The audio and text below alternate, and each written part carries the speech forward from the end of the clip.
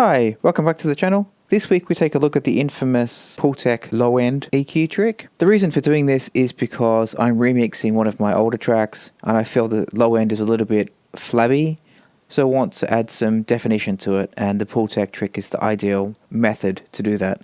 So let's have a listen to how the track sounds currently, and then we'll get into the mixing of it.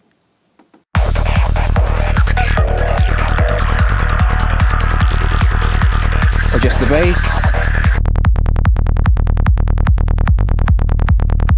So I want to give a bit of definition to that low end. So on screen I currently have the Pultec from Softtube, and on the right hand side we have Plugin Doctor, so we can understand surgically what is happening with these mysterious knobs on the Pultec. So the trick is to boost and to attenuate at the same frequency. I should clarify, we're just looking at this top unit here. This unit is split into two plugins essentially. We're only looking at the top one. The second one, the bottom one, is switched off, as you can see here. So only focus on the top. Now the trick with the Pultec is to boost and to cut simultaneously. So you might think that doesn't make sense, because if you boost and you attenuate, then they offset each other. Well, that's not entirely true, because the boost and the attenuation parameters are in adjacent EQ bands. So the best way to demonstrate that, as always, is with a visual representation. Below those two knobs is the frequency. So here you can choose what fundamental frequency you want it to work at. I'm going with 60 just because I want, as I said, to give a bit of definition. 30 and 20 is obviously too low, and then 100 is quite high. So 60 is where I will start. Let's boost. As you can see on the right hand side, we are boosting with a shelf, as you might expect, and that is boosting at 60 Hertz. You can see the roll off there at 60. That will change if I reduce these frequencies. You see it getting lower and then higher. Let's keep it at 60. And now the trick, if we attenuate, you see the curve coming in to the adjacent frequency to what we boosted. So what that there gives a little bit of a cut prior to the boost, or cut after the boost, whichever way you look at it.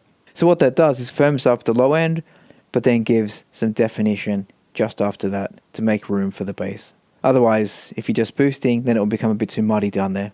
So let's have a listen to In Context while I play back the track, just the kick and bass so you can hear it. First I will turn these back to 0, and then I'll do it in context. First the boost, which is way too much obviously, and then we attenuate, and then we have a nice solid low end with definition. Off. It's quite flabby and doesn't give any weight to it. Boom. 7's a bit too much, we'll dial that back. Let's go around 6, that sounds about right. And then attenuation.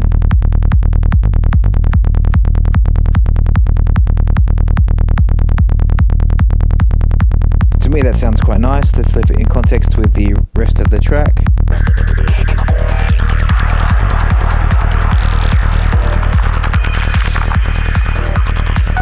So without, with,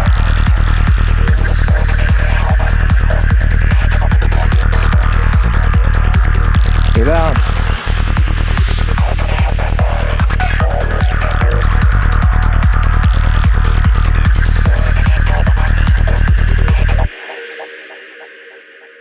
so that really does make a huge difference there in the low end. It pulled it right out of the mix and gave it so much weight and depth.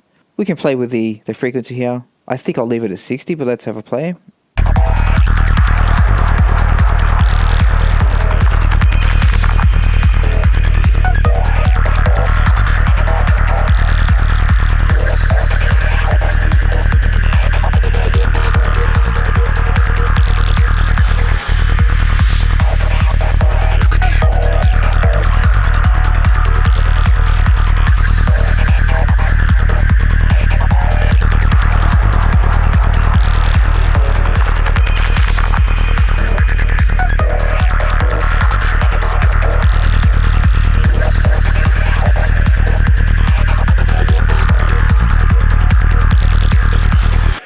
So I think yeah, as I said, I'll leave it on 60. I think that's where it sounds the best. The boost and the attenuation, I think I've got it quite nice. I might fine tune that later as the mix progresses. But for now, I'm really quite happy that it's given that bit of oomph that was missing. And very easy to do.